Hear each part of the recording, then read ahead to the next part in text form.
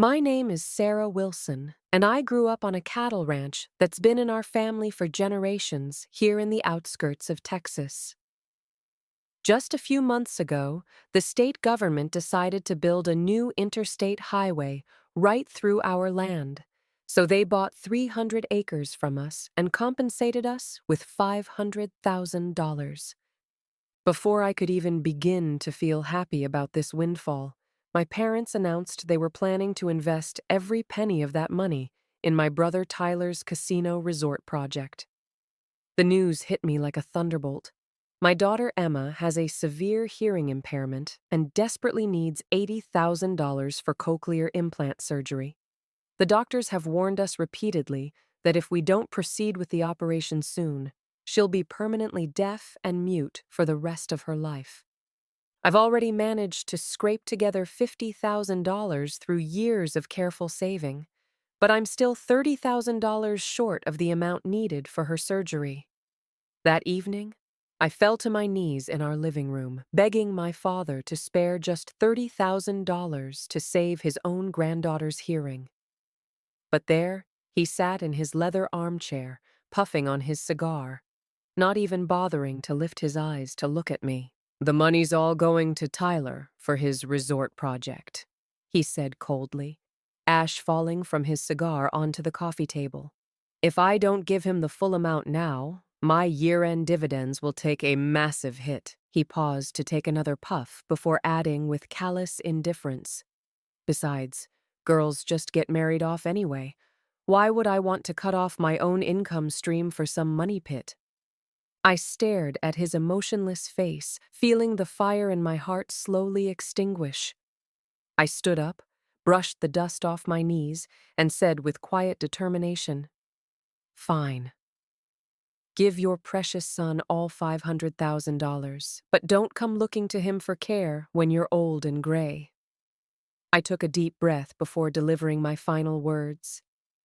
"Before you invest in this project of his, let's sever our family ties once and for all." The silence that followed my declaration was deafening. Then my father crushed his cigar into the ashtray with such force that sparks scattered across the table. "Sever ties? Sarah, who do you think you are?" His voice rose to a roar. "How dare you say such ungrateful words over a measly amount of money? I'm the one who raised you, fed you, clothed you. Your very life belongs to me. What gives you the right to talk about cutting ties with me? You think you can manipulate me into giving you money with these threats? Well, let me tell you something. There's no way in hell that's happening."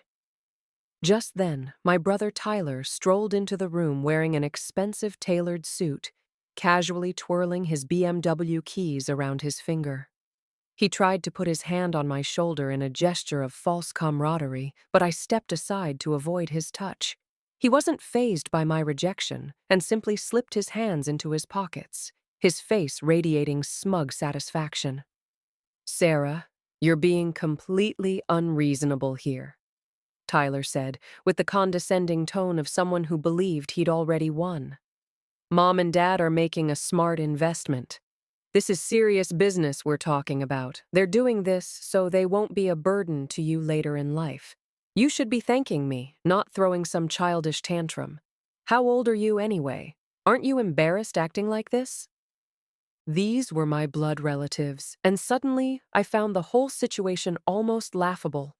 I had spent years working myself to the bone, living on instant noodles and secondhand clothes, sending every spare dollar home to this family. I couldn't even afford to buy myself a decent outfit, always saving every penny for my daughter's medical expenses. And what did I get in return? My daughter's life was apparently worth less than my brother's empty promises and pipe dreams. I ignored the mockery and scorn filling the room.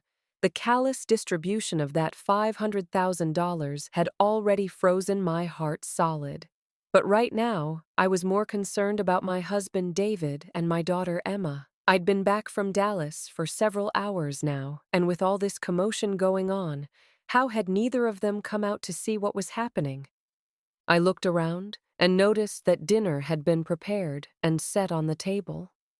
My parents had specifically invited Tyler over tonight to discuss their business partnership over a meal.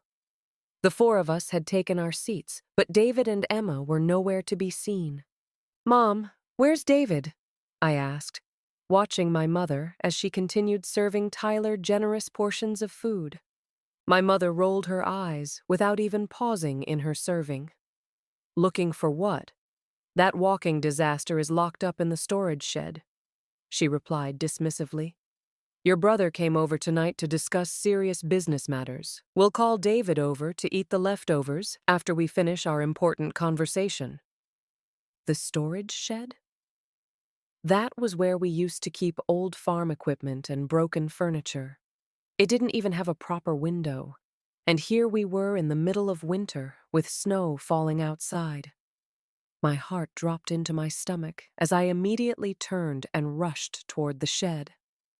Behind me, I could hear my father's angry shouting. "Where do you think you're going? Have you completely forgotten your manners? At least raise a toast to your brother." I ignored his demands and pushed open the wooden door. Inside, the shed was pitch black without any lighting. When my eyes finally adjusted and I could make out the scene in the corner, my blood turned to ice. There in the corner sat David, huddled in an old jacket on a broken chair, holding Emma tightly in his arms. He was eating from a chipped bowl containing nothing but cold, watery soup with a few wilted vegetable leaves floating on top. My throat felt like it was being squeezed by an invisible hand. I rushed over and threw my arms around him. "This is what you're eating?" I pointed at the pathetic bowl with trembling hands. David hung his head, unable to meet my eyes. "Mom said that food was running low in the house and they needed to save it for the guests," he mumbled quietly. "I'm not really hungry anyway." "What about Emma?" I asked, my voice breaking. "Emma's sleeping.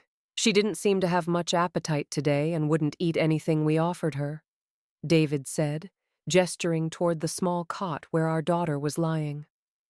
Emma was curled up under a threadbare blanket, sleeping restlessly, with her brow furrowed in discomfort. I pulled back a corner of the blanket to check on her.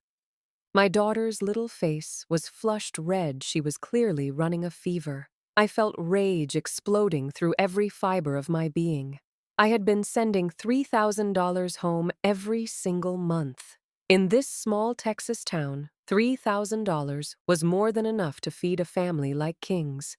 Yet here they were, making my husband eat table scraps while my sick daughter slept in a storage shed. "Sarah, what are you doing? Everyone's waiting for you to join us for dinner." My mother's shrill voice cut through the air from the doorway. I spun around to face her, my eyes boring into hers like daggers. "Mom, this is what you call taking care of David and Emma for me?" My voice was deadly quiet. "There's a feast laid out on the dining room table, but you're making my husband eat leftovers?" My mother paused for a moment, then rolled her eyes dramatically. "Leftovers? So what? Back during the Great Depression, people couldn't even get bread to eat. He fathered a disabled child and still thinks he deserves to eat like a king? I haven't thrown them out on the street, which shows how generous I am." My father also came stomping over, his hands clasped behind his back and irritation written all over his face. "What's all this noise about?" he barked. "Sarah, I'm warning you. Don't go looking for trouble where there isn't any. Your husband is nothing but bad luck. In the old days, a man like that would have been divorced and sent packing. You better get him healthy enough to give you a son. If he produces another worthless girl, I'll throw all three of you out of this house." David was crying silently in my arms, tugging gently at the hem of my shirt. "Sarah, let's just leave this place. I don't want to stay here anymore," he whispered. I looked at my broken husband in my arms, then at my sick daughter lying on that makeshift bed, and finally at my cold-hearted parents standing in the doorway. I pulled out my phone and opened our family WhatsApp group chat. The screen was filled with Tyler's elaborate resort development blueprints and countless messages from relatives praising his business acumen. My parents had sent dozens of celebratory messages and digital gift envelopes, congratulating themselves on becoming resort investors. I let out a bitter laugh and recorded a voice message for the family group chat. I want all our relatives to witness what I'm about to say. Since my daughter apparently doesn't deserve to eat food from the Wilson family table, then I, Sarah, don't deserve to be called a Wilson daughter either. From this day forward, all family ties are severed. After I finished speaking, I immediately left the group chat. My father read the message and began roaring behind me like a wounded animal. This is absolutely outrageous. If you dare to disown your own father, I swear I won't leave you a single penny in my will. I took off my coat and wrapped it around Emma, then carefully lifted my daughter into my arms and helped David to his feet. I settled them both into our 8-year-old pickup truck at the front of the house. Turn the heat up all the way and wait for me. I'll be back in 10 minutes, I told them, closing the car door gently. Then I turned around and walked back into the main house. By this time, the house was in complete chaos. Neighbors had heard the commotion and come rushing over to see what was happening. People from town who enjoyed watching drama had also gathered around our front porch. Tyler was leaning against the doorframe, still playing with those BMW keys. "Sarah, don't do anything rash," Tyler said with mock concern. "I know David comes from a poor background and Emma has her medical issues, but Mom and Dad are thinking about the family's long-term future. Don't let money ruin our relationships and make us the laughingstock of the whole town." Long-term family future? I let out a cold laugh and reached into my inside pocket to pull out a small black notebook. It was my account ledger. During my 8 years working in the city, the one habit I'd developed was keeping meticulous financial records. Every dollar earned, every dollar spent I had, written it all down in black and white. I opened to the first page in front of all our relatives. Since we're going to settle accounts, let's do this properly and go through every single transaction. 5 years ago, when I got married, this family didn't contribute a single dollar. You actually forced David's family to pay a bride price to us. David's parents felt sorry for their son and gave us $5,000 as a wedding gift. But the very next day, I saw Tyler riding around town on a brand new motorcycle, showing off to everyone. I fixed my gaze on my mother. "Mom, what did you tell me at the time? You said you were borrowing the money from Tyler for some temporary business need and that you'd pay it back later. It's been 5 years now. Where's the money? You just gave it to him as a gift, didn't you?" My mother's face turned bright red as she stood there with her neck stiff as a board. "That's your brother. He was trying to court a girlfriend back then. How was he supposed to do that without a decent vehicle? Your father thought it would make our family look good in the community." I flipped to the second page, my voice growing louder and more forceful. "I left home to work when I was 18 years old, and I've been at it for 8 long years now. During my first 3 years as an apprentice, I earned $2,000 a month and sent home $1,500. For the past 5 years working as a skilled laborer, I've earned $4,000 monthly and sent home $3,000. Over these 8 years, I've transferred a total of $220,000 to this family. For all the years my daughter has lived in this house, you never bought her a single piece of clothing or a single toy. When I sent her a stuffed animal through the mail, you scolded me for wasting money. But when Tyler had his birthday, you gave him a $1,000 cash gift and threw a party with 10 tables full of guests." The crowd began murmuring among themselves, pointing and whispering. My father's face had turned as black as coal. "You ungrateful daughter, why are you keeping track of all these petty details? Are you trying to start a rebellion?" he shouted. I ignored him and continued flipping pages. This next section was even more outrageous. 3 years ago, I suffered a work-related injury and broke my leg. I spent a month in the hospital bed. I called you, begging you to come and take care of me for just a few days. You told me you were too busy with the ranch and couldn't get away, but do you know what you were really doing during those days? You were accompanying Tyler on a vacation trip to Las Vegas. My medical bills were paid with money that David borrowed from his family. And that same year, during Thanksgiving, you gave Tyler a $20,000 cash gift, praising him for making such a successful life for himself in town. I snapped the notebook shut and walked toward them step by step. My eyes were like knives, cutting across each of their faces. In your eyes, my life isn't even worth as much as your precious reputation. Today, this $500,000 represents the absolute limit of my patience.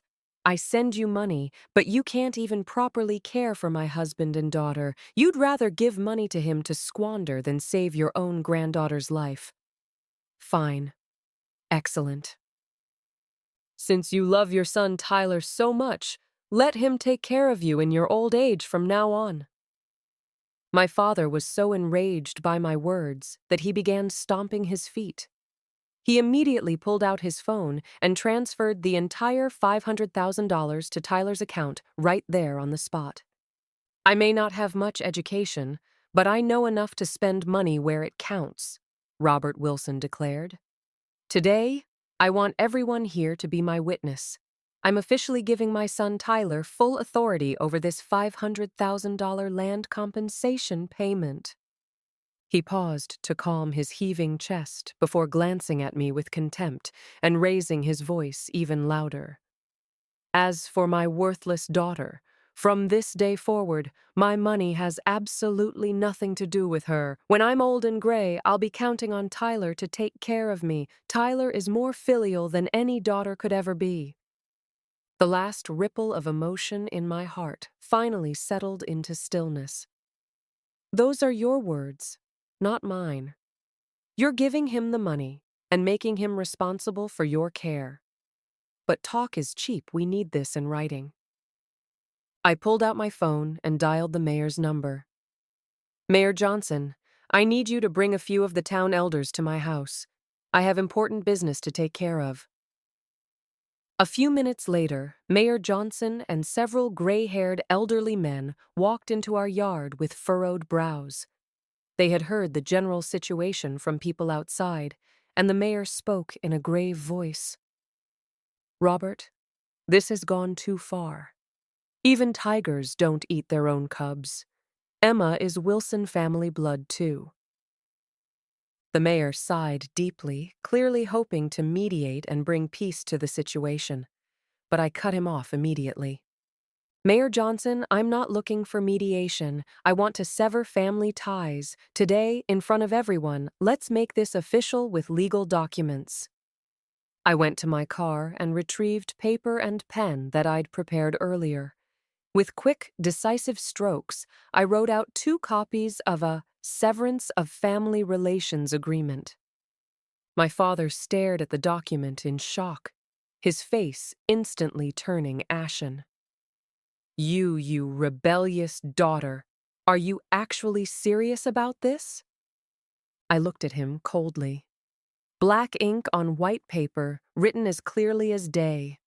I, Sarah Wilson, voluntarily relinquish any claim to the land compensation money as well as all inheritance rights to the family homestead. From this point forward, you will depend entirely on Tyler for all aspects of your care in sickness, health, and old age.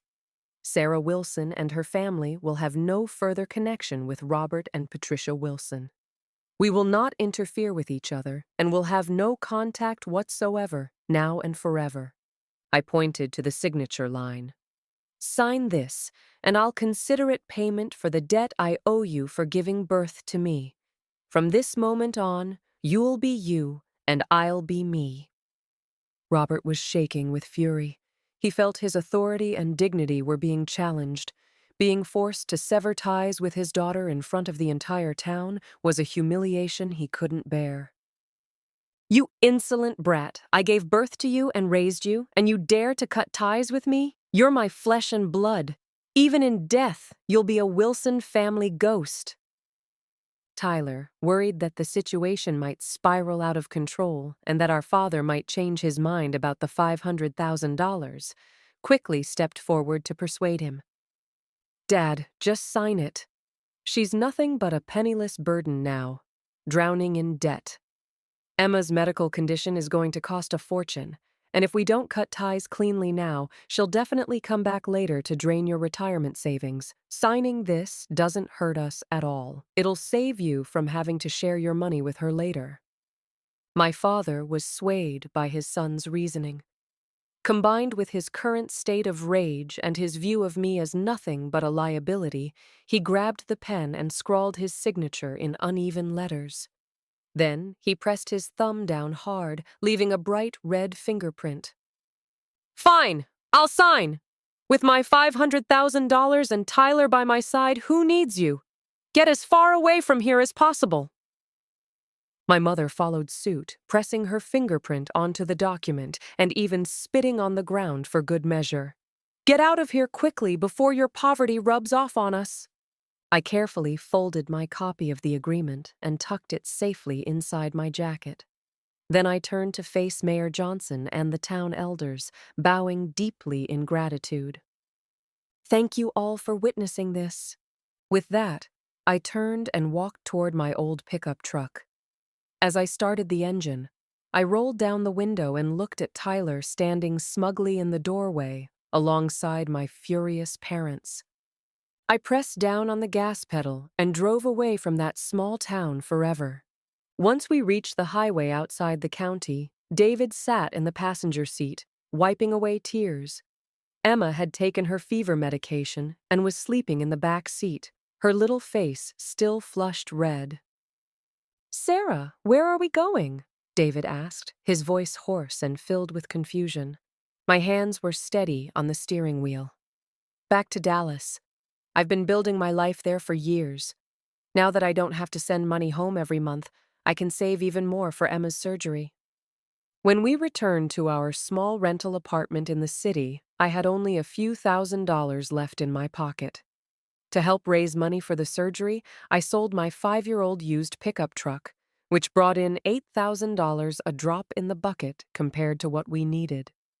I began frantically searching for work. During the day, I worked as a warehouse loader, moving freight for $15 an hour. I could work 10-hour shifts, and my shoulders became raw and blistered, healing and tearing open again, repeatedly. At night, I delivered food orders, riding a second-hand motorcycle through the city's traffic. Through wind and rain, snow and sleet, I pressed on. To earn a few extra dollars in delivery tips, I climbed 20-story buildings, endured abuse from security guards, and dealt with difficult customers. But I didn't care about any of that. As long as I could earn money, as long as I could save Emma, nothing else mattered. David wasn't idle either. He found a job as a stock clerk at a nearby supermarket. After work, he would come home and do piecework, assembling small components for extra income. The two of us worked ourselves to exhaustion trying to earn money. After 3 months, we were still $10,000 short. The surgery couldn't be delayed any longer. The doctor emphasized that cochlear implants work best when done as early as possible. I was so anxious that I developed fever blisters around my mouth. One evening, as I walked past a plasma donation center, I didn't hesitate for a moment before walking inside. Each donation earned me $50 in compensation. It wasn't much, but every dollar counted. I went several times in a row until the nurse, looking at my pale complexion, absolutely refused to let me donate again. "Ma'am, do you care about your body at all? If you donate any more blood, you're going to go into shock." I left the donation center and sat on a bench by the roadside, looking at the few $100s in my hand as tears streamed down my face. I felt so useless, I couldn't even scrape together enough money to save my daughter's life. Just when I was drowning in despair, an old coworker named Jake contacted me. When he heard about my urgent need for money, he immediately transferred $10,000 to my account without asking any questions. "Sarah, I know what kind of person you are. This money was my house down payment savings, but I'm lending it to you for this emergency. I have complete faith that you'll pay me back." Looking at the transfer notification on my phone, I cried like a child. My own parents had refused to save their granddaughter's life, but a colleague with no blood relation to us had come to our rescue in our darkest hour. The irony of it all was devastating. Finally, we had enough money for the surgery. The moment Emma was wheeled into the operating room, my phone buzzed with an incoming video call from my mother. I initially didn't want to answer, but something compelled me to accept the call. The screen showed a luxurious hotel room where my parents were sitting by floor-to-ceiling windows, drinking red wine with satisfied expressions on their faces. "Well, look who finally answered, our ungrateful daughter." My mother swiveled the camera around to show off the room. "Look at this! Tyler booked us this 5-star hotel. You pathetic failure.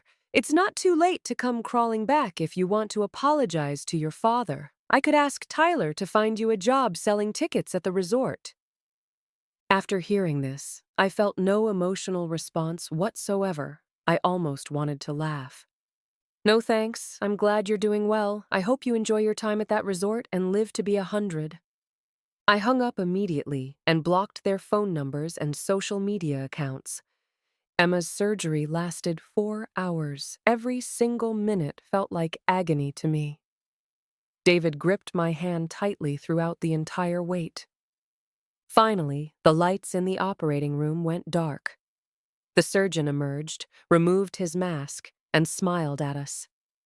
The surgery was completely successful. At that moment, David collapsed to the floor in relief, sobbing uncontrollably. My eyes filled with tears, too. A week later came the device activation appointment, when the audiologist fitted Emma with her external processor and turned it on for the first time. Emma's eyes suddenly went wide with surprise. She turned her head, looking around in confused amazement. The audiologist gestured for me to speak. I knelt down in front of my daughter, my voice trembling as I opened my mouth. "Emma, say mama." Emma watched my lip movements while hearing that unfamiliar sound. She stared for several seconds, then her little mouth opened and closed as she produced the most beautiful sound I'd ever heard in my life, even though it was unclear and hesitant. "Ma! Ma!" I swept my daughter into my arms as tears poured down my face. All the suffering, all the exhaustion, all the humiliation, it was all worth it for this single word. Mama. Days passed, one after another. Although our life was modest, it was filled with hope. Thanks to my tireless efforts at the warehouse, my boss took notice and promoted me to regional supervisor. My salary doubled overnight. David was also promoted to department manager at the supermarket. We moved out of our cramped studio apartment and rented a proper 2-bedroom place. It wasn't large, but it had sunlight and real windows. Emma enrolled in a rehabilitation school, and her speech became clearer every day. Each evening when I came home to hear her call Mama and Papa, I felt renewed energy coursing through my body. Meanwhile, back in my hometown, disaster struck exactly 1 year later. I was in a company meeting when I saw a breaking news alert on my phone. Casino resort project collapses. Hundreds of millions in losses as project manager flees with funds. My heart skipped a beat. When I clicked on the article, it was exactly Tyler's project that had imploded. It turned out that there never was any resort development. The entire operation was an elaborate Ponzi scheme from beginning to end. Tyler had taken the money and spent it gambling in Las Vegas and living a life of luxury instead of building anything. He hadn't just stolen my parents' $500,000. He had also defrauded dozens of elderly residents in our town out of their life savings. To cover his mounting debts, he had even mortgaged our family's ancestral farm as collateral for additional loans. Now that the truth was exposed, Tyler had fled to Mexico and disappeared without a trace. Bank officials were seizing the property, and creditors were surrounding the house demanding payment. My parents were completely devastated. The $500,000 was completely gone. Their home was gone too. Overnight, they went from being the envied resort investors to homeless wanderers with nowhere to turn. As I read the news, I felt no sympathy whatsoever. Just two words: serves them right. This was the price of greed. This was karma coming full circle. Several days later, our company receptionist called me with an urgent message. "Sarah, there are two elderly people at the front entrance claiming to be your parents. They're causing quite a scene down there, insisting on seeing you. They've even brought signs saying you're an ungrateful daughter who abandons her elderly parents." I frowned and walked over to the window to look down at the street below. Sure enough, there was a crowd gathered in front of our building. My parents were dressed in tattered clothing with disheveled hair, sitting on the ground, throwing a public tantrum. They were holding up a cardboard sign with crooked writing that read, "Ungrateful daughter Sarah makes money, but disowns her parents."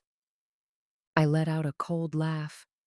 So they were trying to use public shame to manipulate me? Unfortunately, I wasn't going to fall for that trick. I picked up my phone and dialed emergency services. "Hello, 911, I need to report a disturbance. There are people causing a public disruption and disturbing the peace." The police arrived quickly. When my parents saw the officers, they became even more hysterical. "Officers, thank goodness you're here. Please arrest this ungrateful daughter. She's abandoning us to die. We worked so hard to raise her, and now that we've lost our money and can't even afford food, she's hiding from us and refusing to help."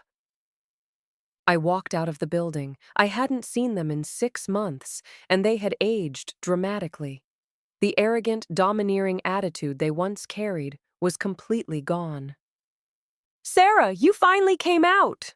My mother saw me and tried to rush over and grab me, but security held her back. "You heartless monster! Look at you, dressed up like you're somebody special while your parents are starving to death. Give us money right now. Our retirement savings were stolen by that damn Tyler. You're our daughter, so you have to take care of us. Transfer us $20,000 immediately." I actually found this amusing. Transfer money to you? On what grounds? When you gave away that money to my brother and made me sign that severance agreement, why didn't you remember that I was your daughter? Now that the money's gone, suddenly you remember who I am? Keep dreaming. My father pointed his trembling finger at my face. "What agreement? I don't recognize any piece of paper. The law requires children to support their parents. Even if you run to the ends of the earth, you still have to take care of us. If you don't give us money, we'll camp out here permanently.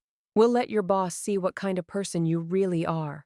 We'll let all your coworkers see what a selfish, ungrateful daughter you are." The crowd of onlookers grew larger and larger. Some people, not knowing the full story, began whispering among themselves. "This daughter seems pretty heartless, doesn't she? Her parents are in such bad shape, but she won't help them? She's dressed so nicely, how can she be so stingy?"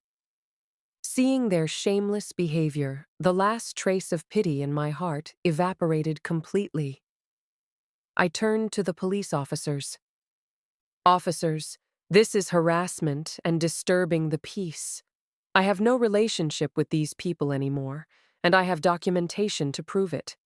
If they continue this behavior, I'll file charges for stalking and harassment." The police, faced with this complicated family dispute, decided to take everyone to the station for mediation.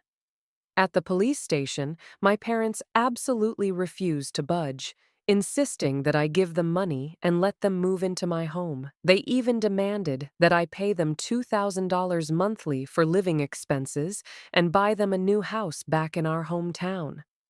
It was completely delusional. When mediation failed, they actually contacted a local family counseling TV show, hoping to use media pressure to force me into compliance. The show's producer called me, his voice full of righteous indignation. "Miss Sarah, Honoring one's parents is a fundamental virtue. No matter what your parents may have done wrong, they did give you life. You should appear on our show to give your parents an explanation and give our audience one as well. I held the phone in silence for several seconds. Fine. I'll be there. I'll give everyone the explanation they deserve. On the day of the taping, the studio audience was packed. My parents sat on one side of the stage, and thanks to the show's styling team, they looked even more pitiful than usual. Their clothes were shabby, and their faces were full of sorrow. My mother continuously dabbed at her eyes with tissues. The host, a refined-looking woman in her 50s, gazed at them with sympathy. Please don't cry. Take your time explaining everything. We're here to help you get justice. My father took the microphone and spoke with tears in his voice. Host, you have no idea what we've been through. My wife and I spent our whole lives pinching pennies to put our daughter through school and pay for her wedding. But what happened? Once she got successful, she started looking down on us for being poor and old. She threw us out of our own home and won't even give us a hot meal. Now we don't even have a place to sleep. We're living on the streets. My mother chimed in with her own tearful testimony. My son-in-law is just as cruel. He turns our daughter against us and won't let her acknowledge us as her parents. We can't even see our own granddaughter. They won't let us visit her even once. Their acting skills were truly Oscar-worthy. They conveniently omitted any mention of the land compensation money, Tyler's scheme, or Emma's medical crisis. They painted themselves as perfect victims. The studio audience was moved to tears and began shooting angry glances in my direction. Someone even shouted, "That kind of ungrateful daughter deserves to be struck by lightning." The host turned to face me with a piercing stare. Miss Sarah, what do you have to say in response to your parents' accusations? Watching your elderly parents living on the streets, doesn't your conscience hurt? I sat there in my professional business suit, maintaining my composure and appearing calm to the point of seeming cold. Facing the host's interrogation and the audience's condemnation, I picked up my microphone and stood up. Are you finished? I asked coolly. My parents were stunned. They hadn't expected me to remain so composed under these circumstances. I looked toward the production booth. Please insert my USB drive. Some things can't be explained with words alone. You need to see the evidence. The host frowned. Miss Sarah, this is a mediation program, not a courtroom. If we're going to mediate, we need to establish the facts first, I interrupted her. Otherwise, you're just helping criminals cover up their crimes. Under my insistence, the production team complied with my request. The large screen lit up, displaying a high-resolution photograph of the Severance of Family Relations Agreement, with every word clearly visible. Especially prominent was the phrase, relinquishing $500,000 in land compensation. I pointed at the screen, my voice ice-cold. A year ago, our family farm was purchased by the state for $500,000. My daughter Emma was born with severe hearing impairment and desperately needed $80,000 for cochlear implant surgery. Without the operation, she would be deaf and mute for life. The screen switched to show Emma's medical diagnosis and the doctor's recommendation for urgent surgery. I got down on my knees and begged them to take $80,000 to save their granddaughter's life. I pleaded for them to lend me just $30,000 to complete the funding. My voice began to shake with emotion. But do you know what they said? They called my daughter worthless and said that even if she was cured, she'd just end up married into someone else's family. Even my desperate pleas on bended knee couldn't move them to spare $30,000. The entire studio fell silent as a tomb. The audience members, who had been righteously indignant just moments before, now sat with their mouths agape in disbelief. The host was equally shocked, her cue cards scattered on the floor. My parents' faces turned ashen. They never expected that I had kept evidence. "She's lying!" My father jumped to his feet, pointing at the screen and shouting, "She's making it all up!" I smiled coldly. Whether it's true or false, bank records don't lie. The screen switched to show the $500,000 transfer record. Recipient, Tyler Wilson. While my daughter was waiting for life-saving surgery money, they transferred the entire $500,000 to my brother Tyler to invest in his so-called casino resort project. Even though I had been sending them $3,000 every month from my job in the city, they let my husband go hungry and forced him to eat table scraps while they threw lavish parties for my brother. I displayed another photograph, the one I had secretly taken of David, gaunt and eating leftovers in that dark corner. I had originally kept it as a reminder to myself, never imagining it would prove useful today. This is what you call loving, devoted parenting? This is your idea of caring grandparents? You weren't broke, you had money, but you chose not to spend it on your daughter or granddaughter. You preferred to believe a smooth-talking con artist rather than save your own granddaughter's life. Now that your money's been stolen, suddenly you remember that I'm your daughter? It's too late. We severed our relationship long ago. The studio erupted in chaos as the audience's anger instantly redirected toward my parents. These people are animals. How can they call themselves human? Even wild beasts protect their young. These parents are absolute monsters. They'd rather give money to their son than save their granddaughter? Are they insane? They deserved to be swindled. This is divine justice. I support the daughter cutting ties. Why would anyone want parents like these?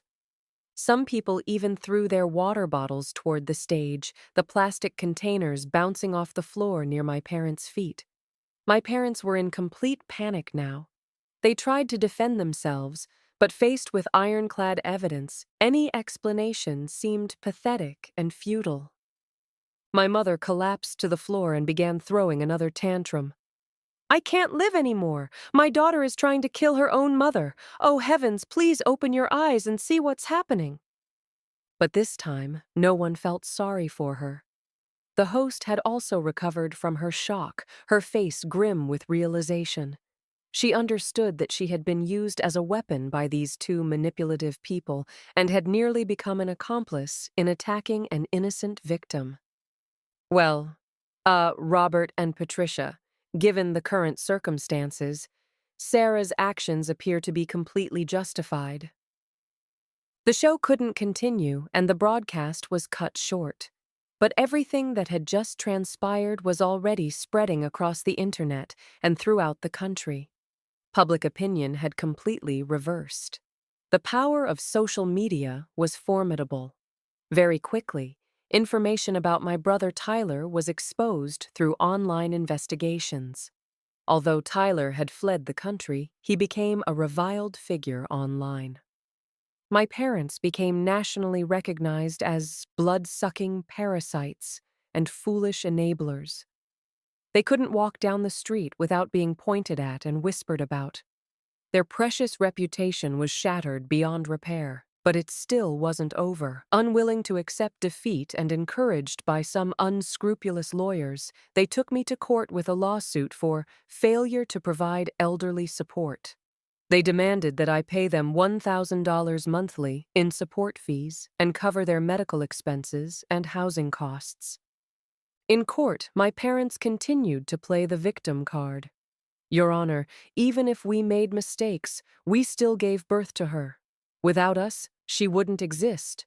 Now that she has money and refuses to care for us, she's breaking the law." My lawyer adjusted his glasses and presented our case calmly. "Your Honor, while our state law does require children to support their elderly parents, the plaintiffs not only failed to provide assistance when the defendant was in dire need and her child's life was in danger, but they actually gave away substantial assets to another party. Furthermore, There is evidence of long-term abuse toward the defendant's spouse. This constitutes gross misconduct on the part of the plaintiffs. Additionally, the defendant has signed a waiver of inheritance rights. Based on principles of fairness, the support obligation should be appropriately reduced. My lawyer submitted all the evidence, including the severance agreement, bank transfer records, and hospital diagnosis documents. The judge examined the evidence with a deeply furrowed brow. Finally, the court rendered its verdict. Given that the plaintiffs had committed serious misconduct and the defendant had waived inheritance rights, the court ordered that defendant Sarah pay each plaintiff $100 monthly in support, totaling $200. This amount was a fraction of the local minimum subsistence allowance, basically just enough to prevent starvation. As for housing and medical expenses, those claims were denied. $200? What is this, charity for beggars? My father raged in the courtroom. I won't accept this. I'm going to appeal. I had $500,000. I was supposed to have $500,000. He pounded on the table like a madman until court security dragged him away. I held the court judgment as I walked out of the courthouse. The sunlight was blindingly bright. My parents sat on the courthouse steps, crying like two abandoned children. But this time, I didn't look back. $200. That was the price tag they had put on our family relationship. I wouldn't pay a cent more, and even that felt like too much. After that, I dutifully made the payments. On the first of every month, like clockwork, I transferred exactly $200. Not a penny more. I also changed my phone number and moved to a new address, completely cutting off all contact with them. I occasionally heard updates about their situation. They were renting a cheap trailer home, standing in line at food banks for assistance meals, and had gotten into several public fights with other desperate families. They had become the town laughingstock. My father's health deteriorated rapidly due to stress and anger. My mother also developed various ailments from years of hardship. But none of this had anything to do with me anymore. David and I continued building our small but happy life together. Emma had completely adapted to her cochlear implant. She started elementary school and excelled academically. She loved drawing and singing, and when she smiled, her eyes crinkled like little crescents. David had also gained some healthy weight and looked much more vibrant. He became the manager of a clothing store and dressed neatly every day for work. On weekends, we would have picnics in the park. During holidays, we would take trips to the beach. 3 years later, I received a call from an unknown number. It was from the City Hospital Emergency Department. Is this Sarah Wilson? This is the emergency department at City General Hospital. Your father, Robert, has suffered a stroke and is paralyzed. He's currently in intensive care. Your mother is also here at the hospital, and her condition isn't good either. We need you to come in immediately. After I hung up, I sat in silence for a long time. David came over and put his arm around my shoulders. Go, he said quietly. Not to forgive them, but to find closure. I nodded and brought David and Emma with me to the hospital. In the hospital room, my father lay in bed with his face twisted and his body hooked up to various tubes and machines. When he saw me enter, a faint light flickered in his cloudy eyes. He made incoherent sounds with his mouth, apparently trying to say something. My mother sat hunched over in a small chair beside the bed. Her hair had gone completely white, and her back was curved like a bow. When she saw me, she immediately fell to her knees. Sarah, I was wrong. I was so terribly wrong. Your father is dying, and the doctor says we need to pay the hospital bills, but we have no money left. We really don't have anything left. Please, I'm begging you, save your father. She grabbed onto my pant leg, crying hysterically. Emma hid behind me, frightened by the scene. I gently patted my daughter's hand to comfort her, then pulled out a thick notebook from my bag. It was the detailed account ledger I had maintained over the past 3 years. I handed it to my mother. What is this? she asked, bewildered. It's an accounting, I replied, opening to the first page. 6 years of elementary school tuition and books cost a total of $3,000. 3 years of middle school cost $6,000. 3 years of high school cost $10,000. My college tuition was covered by student loans, and I earned my living expenses through work-study programs. You didn't contribute anything to my wedding expenses or help buy a house. Food and clothing from childhood through adolescence, calculated at the highest possible standard, comes to $20,000. I turned page after page, my voice unnaturally calm. After I started working, the money I sent home totaled $220,000. Plus, the past 3 years of support payments, that's $7,200. I closed the notebook and pulled out a stack of cash from my wallet, approximately $10,000, and placed it on the bedside table. This $10,000 will cover several months of professional nursing care. Combined with everything I've already given you, it's more than enough to repay whatever debt I might have owed you for giving birth to me and raising me. It's enough to buy out whatever hard work you put into my upbringing. I looked at my mother's shocked expression and my father's despairing eyes. From this moment forward, all debts are settled. We owe each other nothing. We will never see each other again, in life or in death. With that, I took David's hand, picked up Emma, and turned to leave. Behind us, my mother's desperate cries echoed through the hallway. "Sarah, Sarah, I regret everything. We truly regret everything." But I knew that wasn't genuine remorse. It was just fear born of desperation. If they still had that $500,000, if they were healthy and financially secure, they wouldn't spare me a second glance. Walking out of the hospital into the bright afternoon sunlight, Emma looked up at me with her big, curious eyes. "Mama, where are we going?" I lifted her into my arms and kissed her cheek. "Home, sweetheart. We're going home to have steak for dinner."